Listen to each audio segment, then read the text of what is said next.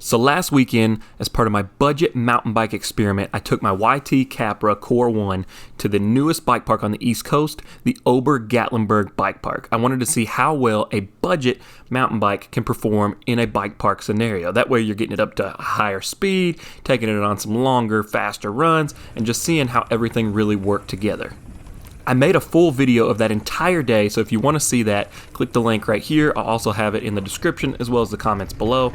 But I wanted to make this video specifically just to talk about how the mountain bike perform and make like a shorter version if you don't want to watch the entire day. So I wanted to comment on how the YT Capra Core 1 handled the bike park. All in all, I have to say, I was really impressed with the majority of the components with only a couple little gripes, and so I just wanted to talk about those. As a whole, all the components perform really well. If I was going to go to the bike park again, I would actually probably drop my PSI a little bit. I was running it at about 20% sag because that allows it to pedal a little bit better. But for a bike park, I think I needed to drop it closer to a 30% sag just to have a little bit more forgiveness in the suspension. But all in all, even at 20% sag, the bike kept itself really composed. It was still super playful and wanted to just pop and bounce and jump off of every little feature along the trail. So I was really happy with how the entry-level RockShox Zeb fork as well as the rear shock performed. Really happy. No complaints or gripes there. Another component that really stood out to me that I wasn't entirely sure how well it was going to go was the DB8 brakes. I thought they did a fantastic job. They have tons of bite, but you also are able to really dial in just that amount of, stopping power that you want. And they're just, all in all, a really great brake. I was really impressed with them. I'm going to keep running them. I have no complaints so far. To me, they perform just as good as like a SRAM Guide or a Code brake. And they're at a much better price point, especially if something goes wrong. Replacement parts for them will be super cheap. So really happy with the brakes. Even when I took it onto some of the steeper Black Diamond and double Black Diamond runs, no issues whatsoever with stopping power.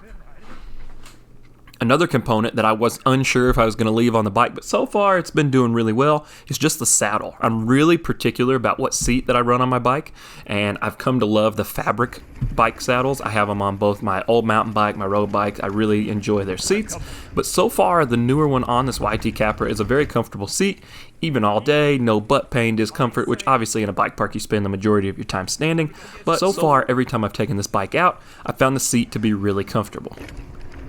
Now, I will say the one downside to this bike park is I wasn't able to get it into as much tech as I would have liked, so I definitely am going to be taking it hopefully to another bike park to really be able to push it to the limits and see how this Capra can do in some chunkier terrain. I did take it on every run that Ober Bike Park had, and so their Black Diamond ones did get a little bit steep and rooty, but for the majority they were fast flow trails. But the great thing about that was I was able to get this bike up to a solid speed, and it handled brake bumps, chatter, any little, the shock absorption worked really well. Any little micro vibrations, this bike seemed to just completely eliminate. It's a very comfortable ride, but super fun and playful off every little tiny feature. No matter how big or small, it's going to take it in stride and ride it really well.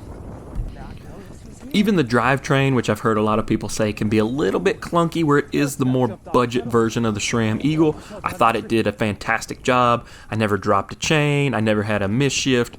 All in all, I thought it ran really smooth. If there was one component that I did want to knock, and again, it was a super dry, dusty day. They didn't have any moisture. I was also running both the front and rear tires at 30 PSI. I'd like to eventually maybe set it up tubeless so I could drop that pressure a little bit, but I wasn't sure how much I was going to like these tires based off some other people's reviews, so I didn't want to set it up tubeless until I knew for sure I liked them. And the tires, again, it was super dusty, but that was the one component that kind of hindered my confidence a little bit, because as you got it up to speed, I did notice that the tires wanted to slide quite a bit. I found myself two-wheel drifting quite a bit, or I'd get up to a really good speed and go around a wider turn, and it felt like I was just sliding off to like the right side or left side, depending on it.